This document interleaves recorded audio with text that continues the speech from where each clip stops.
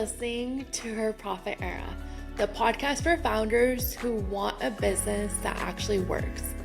A business that's profitable, predictable, and pays them well. I am Cindy Kumar, a CPA, a fractional CFO from Abbotsford, BC, Canada. I'm the person founders call when they're tired of high revenue months with no money left over. I started this podcast because too many founders were chasing sales while their margins, cash flow, and bank accounts told a completely different story. I believe profit and money in the bank is the standard, not a bonus, and that every founder deserves clarity around their numbers. Each week, you'll get real financial strategy you can actually use and honest conversations with founders and industry experts about what it really takes to build a business that lasts.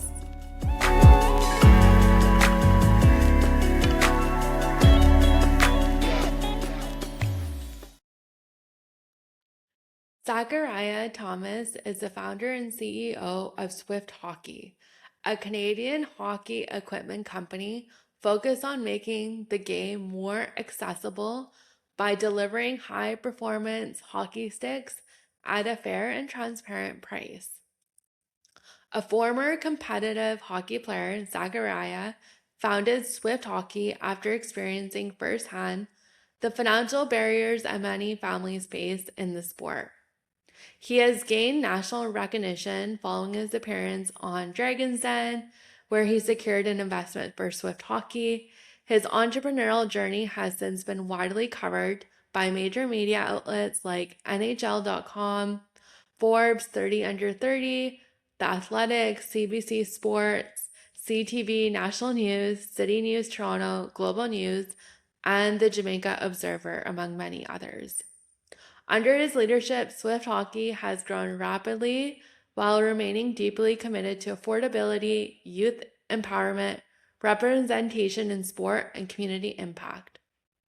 Zechariah is passionate about inspiring young people to pursue entrepreneurship, leadership, and opportunities beyond traditional paths. So let's get into the conversation. Hi, Zechariah. Thank you so much for joining me on Our Profit Era today. No, I'm happy to be here. Happy to be here. I'm so excited to connect with you. I know you started Swift Hockey with like hockey sticks. Could you share a little bit about like your journey? Did you play sports growing up? Like what was it like growing up and starting Swift Hockey? Yeah, I grew up in a small city about an hour away from Toronto called Oshawa, and that was kind of my start into hockey as a journey itself. And I would kind of continue to see hockey in different perspective and different lens, and it's kind of opened my eyes to starting a company like Swift Hockey to ultimately make hockey more affordable, more accessible. Did you like have access to like hockey equipment and like testing out products before like you got into like making the sticks? Or was it just like trial and error, you got the idea and you're just like, I want to run with this? Yeah, a little bit of both. I played hockey my whole life. I ended up playing a little bit of pro hockey as well, and I kind of kept seeing the same issues. And I've used so many hockey sticks, and I was kind of our lab in the early days. I was all over testing. I was everything to help us move forward as a company, and we kind of got a good start from that ultimately. Did you pitch like on Dragon's Den right away, or did you do like some testing, selling, and then went on the den? Yeah, we've done a lot. Yeah, we've done a lot on our end to try and test. Like we went on Dragons in about 6 months after the episode. Well, Oh, six wow. months we started, and then Dragons Den was 6 months after we started. And we've kind of been rolling very heavily and just consistently growing day after day, to be honest. What was the experience like? Like being on the den, was that something you had planned or it just happened?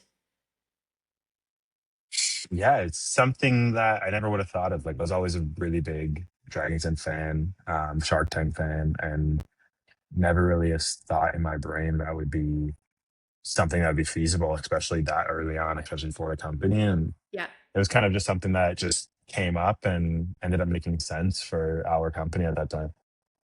You ended up with a deal with Wes. What happened like after like you got the deal on the show? Yeah.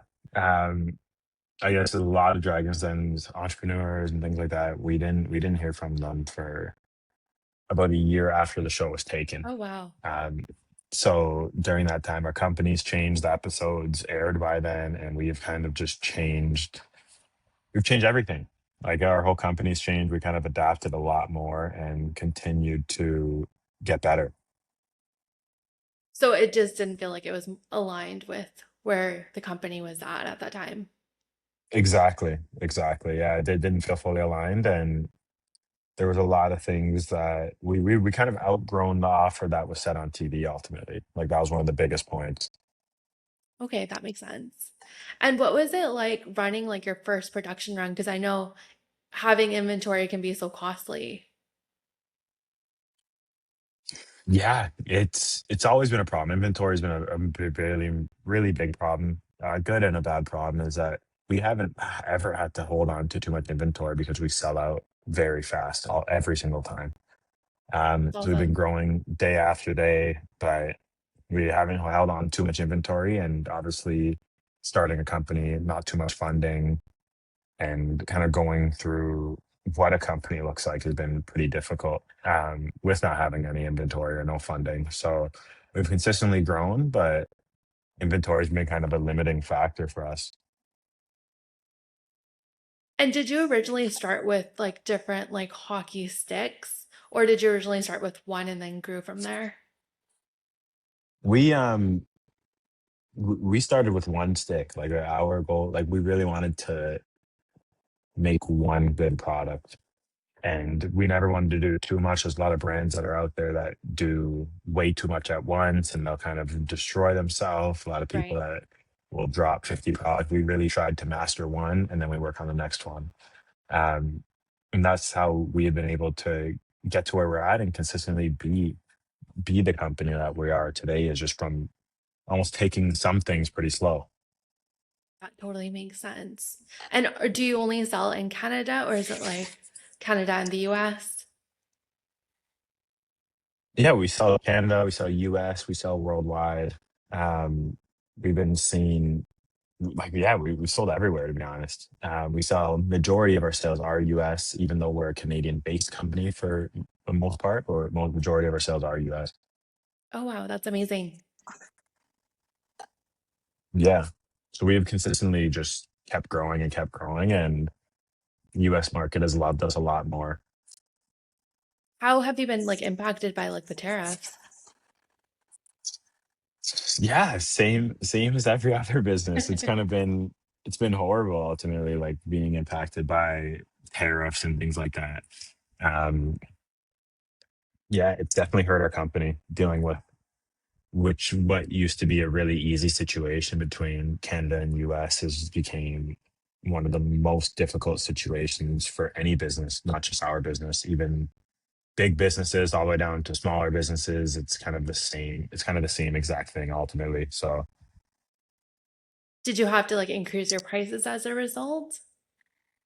we tried not to. Like we really tried our best to stay with the same prices, stay with the same situation. We didn't feel right raising our prices, even though we should, but we always try and we almost want to do what's best for the customer at the end of the day. Like we want to try and grow the company and be in a position where we're doing what's best and what's going to help our brand grow ultimately. And it didn't feel exactly right doing raising the prices and doing a lot of those things in the early days. Well, it just doesn't align with our brand ultimately. How do you keep like maintain quality of the sticks with like costs and things like going up? Yeah, it's been difficult for sure. We want to continue to maintain a very strong quality, but at the same time, I want to keep growing the brand. And a lot those two things don't always align, which is really difficult. Like they don't always align. So we want to be able to have a good mix between the both of them. That's so true. It's always like you're Yeah. always choosing one over the other. Yeah, yeah. No, exactly. And we kinda wanna be right in the middle between having a good brand, having a great product, but it just happens to be affordable. Are you targeting more like youth hockey versus like adults, or is it a mix of both? We're gonna mix with everybody. Like, we wanna continue to grow and be the best company in the world, and, like, it's really trying to be a really dominant leader within everything within hockey. Are other like companies in like hockey equipment like similar price point, or are they much like higher? Yeah, I guess our market is the average hockey stick, or really high-end hockey sticks around, $400 to $500 right now, and we're sitting at about $150. Oh wow. So there's a really big gap between the 2, and that's kind of where we have found our market and growth, and so we wanna continue to do what we do and make such a big difference ultimately by continuing to grow the brand and by making a really good product that just really happens to be affordable ultimately. Are you thinking of like expanding into like other hockey equipment or just primarily sticks? Yeah, we wanna master what we know first. Yeah. Um, like, that's our biggest goal, and we have so many opportunities to keep growing and keep doing our thing. We really wanna lean into other sports as well that have very similar issues, but we wanna consistently grow and do whatever's best to maybe try other sports and do things like that that's kind of still aligned with our situation. That makes sense. What did like the next 3 to 5 years look like for Swift hockey? Or is it We changing? wanna be Yeah, it's changing every day, but ultimately, like, we wanna be the biggest company in the world. Like, that's our goal. We wanna take down some of the other guys, and become one of the biggest companies in the world, and especially, we wanna be able to change the industry for good and almost save hockey. That totally makes sense. And on LinkedIn, you've shared like you've always wanted like an office space. Did you originally start from like your home and then grew to like an office space? Yeah, yeah. Um, we want to we want to continue to grow our company and continue to be the best version of ourselves we can possibly be. Um, and an office space is arguably one of the biggest things to do to get to that point. And we need an office space. Like, it was always a dream of mine to have an office space, especially as a kid. Really weird dream in a sense, but Yeah, we want to grow and become one of the biggest companies, and there's only a few ways to do this. that totally makes sense. And do you have like a team hired or is it just primarily you running everything? Yeah, we have about 20 staff right now, roughly. Oh, wow, that's Um, awesome. and we've been growing day after day and obviously adding more staff. If a really good person comes in and Yeah. kind of fits with the culture, we'll always add them. Never ends up being never ends up being a loss for us. So And how is it like managing like cash flow then with like paying your team with inventory? cash flow's always been it's always a problem, especially product. Any other business, cash flow's not as important, but Yeah. we always need cash flow to consistently happen. Were you always like monitoring the numbers like as you started the business and hired like an accountant and bookkeeper, or was that something you added like later down the road? We have an accountant in-house actually right now. Oh wow. Um, and we have done it's obviously, like, as a young entrepreneur, it's never that important. Like, you never realize that it's that important. Yeah. And we've been really trying to fix our situation. And understanding accountant is the most important aspect of all of that. Yeah, for sure. And are you reviewing like your numbers on a regular basis? Yeah, every week we try and review our numbers. My accountant sends me reports every week. I try and check them every day. Yeah, Make sure we're not spending a lot of our dollars that just aren't needed. that totally makes sense. And what are some like challenges that you've experienced like with the growth stage of the business? Funding, ultimately. Like, that's one of the biggest challenges. Like, there's a lot of things that you can fix and do um, throughout that, but it really comes down to funding. Like, you always want to try and find the best situation to find funding, get access to capital, which is always really difficult. Yeah, for sure. Do you have like outside investors? Not right now. No, we're pretty bootstrapped right now.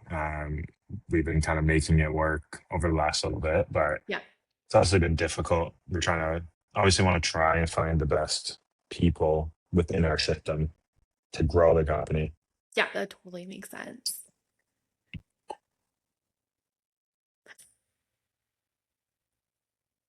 Yeah, inventory's been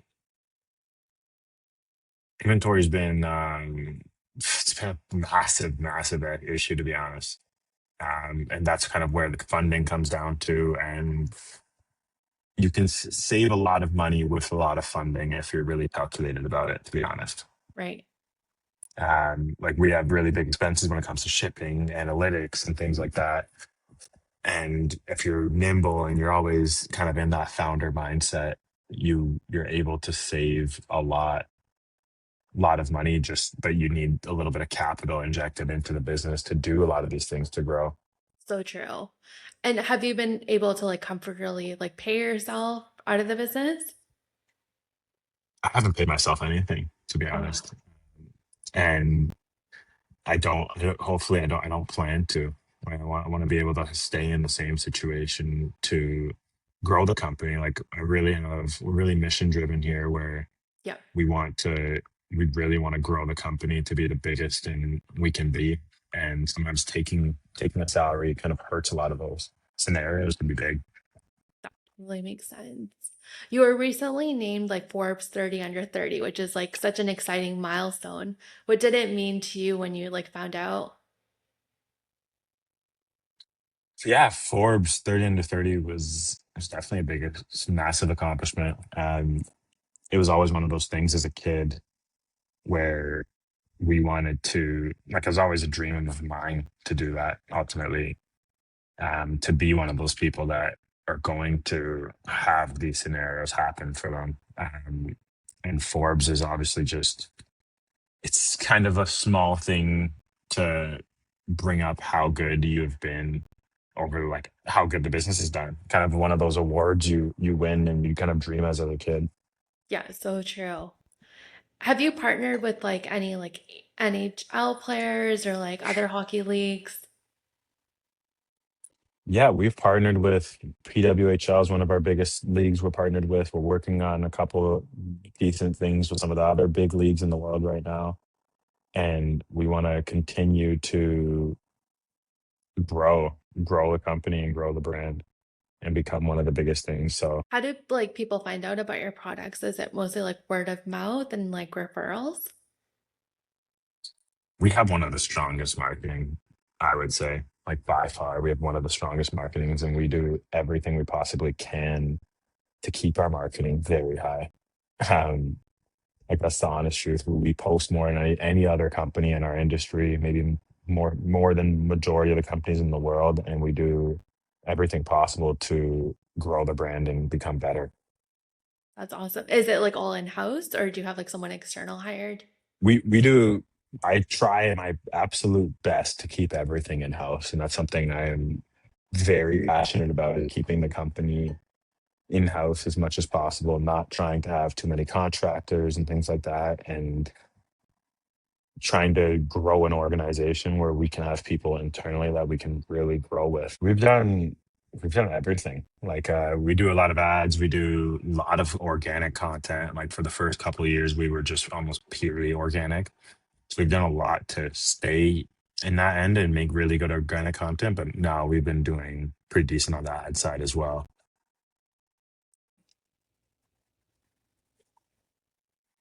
How do you like balance your time with like your personal life and like the business? I wouldn't say I have a personal life ultimately. Like, I think that's something that's I think entrepreneurship is glorified as a whole. Yeah. And sometimes I wouldn't say it's worth it for a lot of people. And I think a lot of people really need to understand the consequences and what comes with being an entrepreneur. And it's not really having a life. It's kind of dealing with a lot of these things, a lot of these pain and things every single day. And it's kind of being ready for those opportunities to happen. What advice would you give someone that's thinking about starting like a product-based business?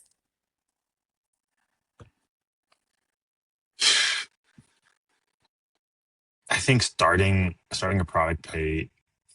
a product business is really difficult. I wouldn't say it's arguably the best fit to start a business.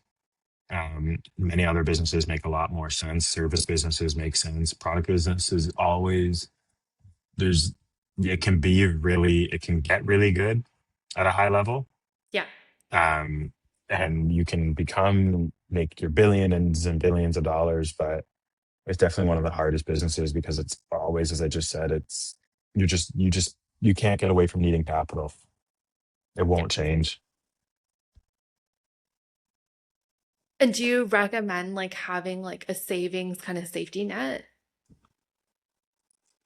It depends on who you are. It depends on how comfortable you are and like honestly how big you want to win. Like I invest every cent into this business, which is maybe not great.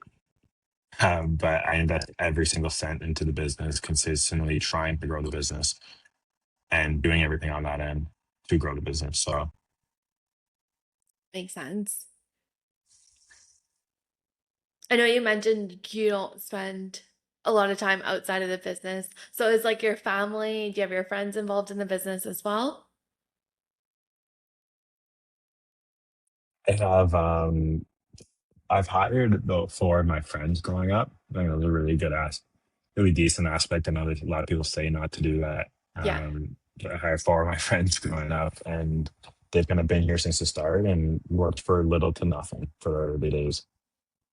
Willing to just see the vision and consistently put time into growing the vision as well, which was that's really amazing. important.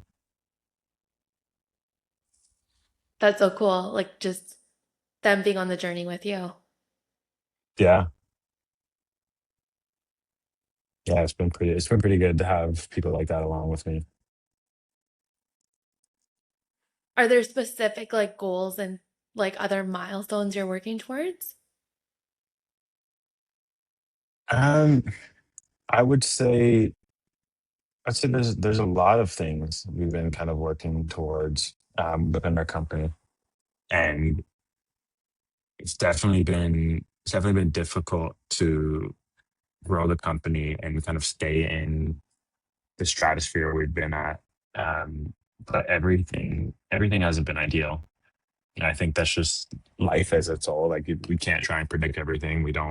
Yeah, We don't necessarily plan our company by each year. To be honest, like we plan our company day by day. And that's how a lot of small companies need to be nimble and kind of think of their strategy so they don't lose money every day is by trying to it, think of it day by day. Don't think of it like try and shorten that time period. Your team's having goals and try and get to the goal. We try and shorten it as best as possible and just try and have a better day each day. that's so true. Yeah. Because if you don't review your numbers until tax time, then it's like you had so much opportunity to handle your cash flow better. Yeah. Yeah. No, exactly. Exactly.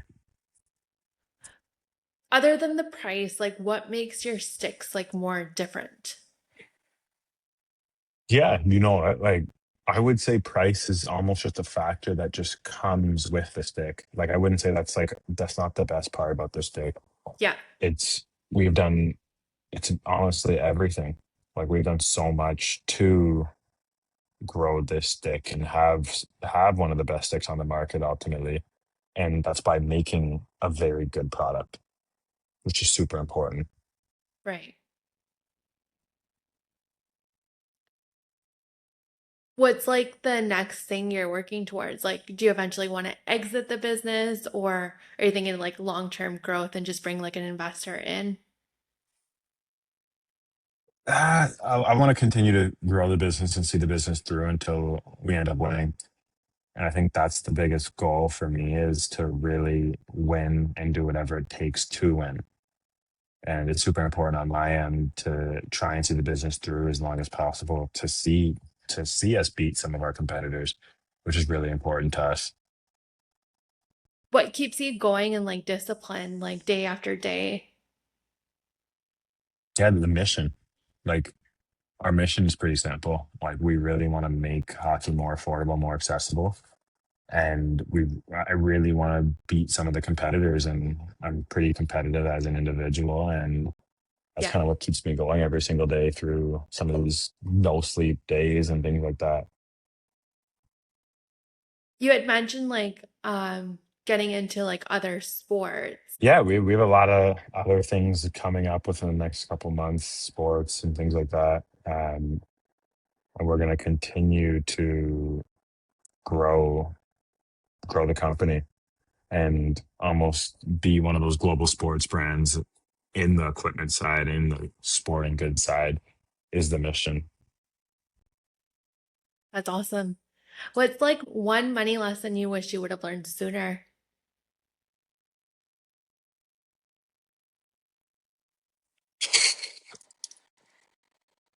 I think trying to be nimble, very nimble on everything during the early days. I think that was like a really important aspect is to try and be really nimble. And sometimes you just spend, and you're trying to grow the company, but not really understanding exactly where you're spending, which is really important.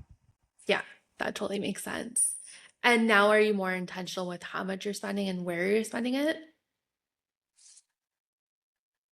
Mm, Yeah, I think we're trying to be really intentional with where we're spending money. Um, Try and make sure we're spending in the right places to see growth and to make sure we're putting money in the right places um, to become the best company. And that's obviously been a little bit difficult, but we want to continuously grow to be the number one company and consistently grow to be even bigger than what we are as of date. Is there anything you wish you had done sooner?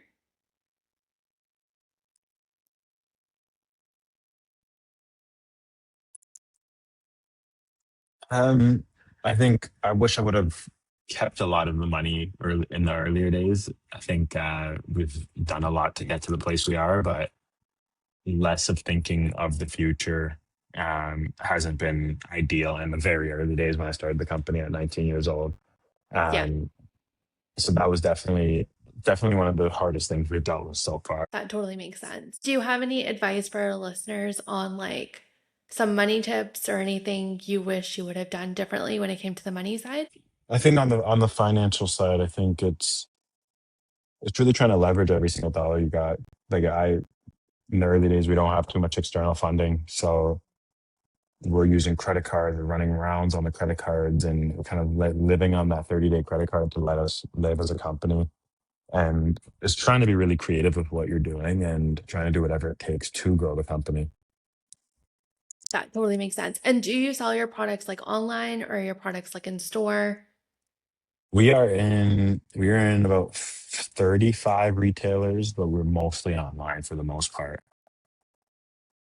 And then you ship to Canada, US, and worldwide. Yeah.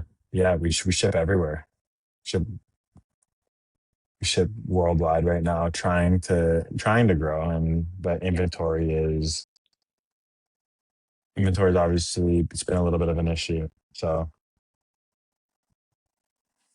What is the best way for our audience to connect with you? yeah, Swift. Yeah, you can connect with me LinkedIn, Zachariah Thomas on LinkedIn, Swift Hockey on all platforms, and we're going to consistently been growing the company the best way we can. And your company website is where the products are sold.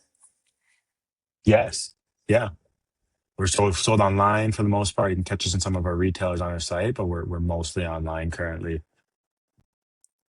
I'll share like all your details in the show notes. Thank you so much, Zachariah.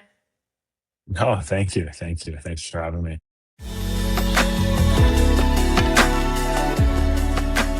If you're a founder who wants real strategy, not noise, and you want someone in your corner helping you build a business that feels aligned, is profitable, and actually supports your life, you can apply for CFO on Call. This is my one-on-one financial partnership for established founders, typically making between $500K to $2 million, who want clarity, who want structure and confidence with their numbers. The link is in the show notes, so you can schedule a profit strategy call, or you can DM me CFO on Instagram at @CindyKamar, and I'll send over all the details.